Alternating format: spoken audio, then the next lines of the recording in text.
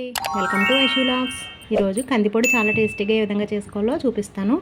దానికోసం ముందుగా కందిపప్పు ఇలా దోరగా వేయించుకోవాలండి, ఎర్రగా అయ్యేలా వేయించుకోవాలి.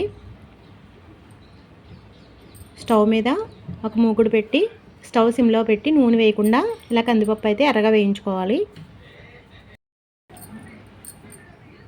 తర్వాత మూకుట్లో కొంచెం ఆయిల్ వేసి స్టవ్ సిమ్లో ఉంచి ఈ కందిపొడికి సరిపడా ఎండుమిర్చి, కొంచెం జీలకర్ర, ఇంగువ వేసి వేయించాలి.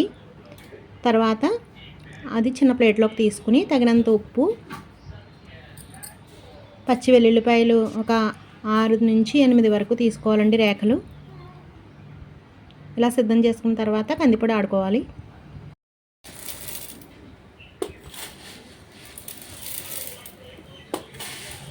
తర్వాత కందిపప్పు అంతా బాగా చల్లారిన తర్వాత ఇలా మిక్సీ జార్లోకి తీసుకోవాలండి. సగం తీసుకోవాలి ముందు. ఇలా సగం తీసుకున్న తర్వాత ఈ సగం కందిపప్పు కూడా మెత్తగా పొడిలా ఆడుకుని ఒక ప్లేట్లోకి తీసుకోవాలి.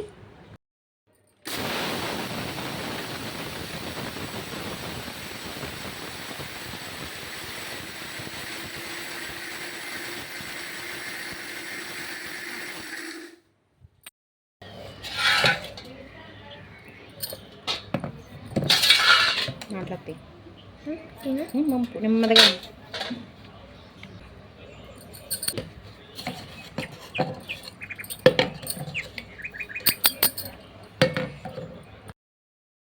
ఇప్పుడు ముందుగా వేయించుకున్న ఎండుమిరపకాయలను కూడా మిక్సీ జార్లోకి తీసుకుని కారం పట్టాలి. మనం మిక్సీలో కారం పట్టేటప్పుడు ఎప్పుడు కూడా మిక్సీ ఎక్కువసేపు తిప్పకూడదండి. 1-2 సార్లు తిప్పి ఆఫ్ చేసేసి ఒకసారి స్పూన్తో కలిపిన తర్వాత మళ్ళీ 1-2 సార్లు మళ్ళీ మిక్సీ పట్టాలి. అలా చేయడం వల్ల కారం తొందరగా నలుగుతుంది, మిక్సీ కూడా హీట్ ఎక్కకుండా ఉంటుంది. ముఖ్యంగా మనం కారం ఆడుకున్నప్పుడు ఒకేసారి కారం పట్టడం వల్ల ఎక్కువసేపు కారం ముద్దయ్యే అవకాశం కూడా ఉంటుంది. కొంచెం కొంచెం తిప్పుతూ ఉండడం వల్ల కారం ముద్ద అవ్వకుండా పొడి పొడిలాడుతూ వస్తుందండి, బాగుంటుంది.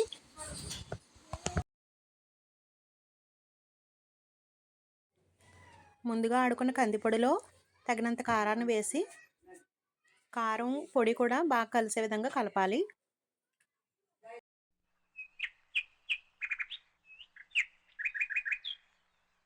నేను ఈ కందిపొడి కోసం ఉప్పు కారంలోనే వేసానండి. ఒకవేళ అవసరమైతే కనుక సాల్ట్ కలుపుతాను దీనిలో.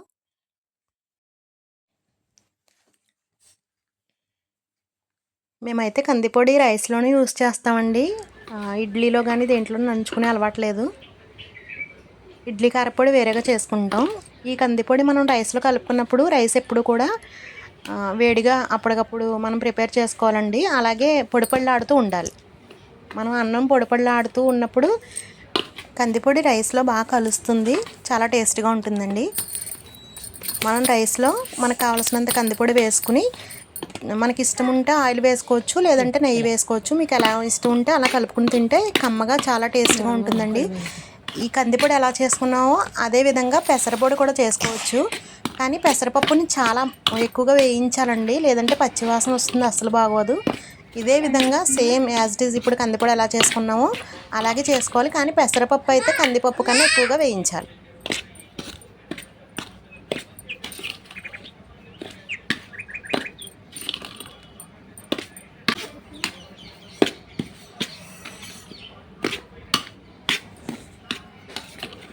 కందిపొడి మొత్తం ఒకసారి ఇలా గరిటతో కలిపిన తర్వాత చేత్తో కలపాలండి, లేదంటే సరిగా కలవదు.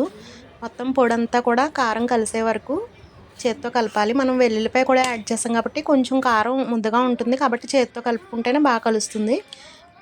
మొత్తం పొడంతా కలిసే విధంగా ఇలా చేత్తో కలపాలి. అంతేనండి, ఎంతో టేస్టీగా ఉండే కందిపొడి రెడీ.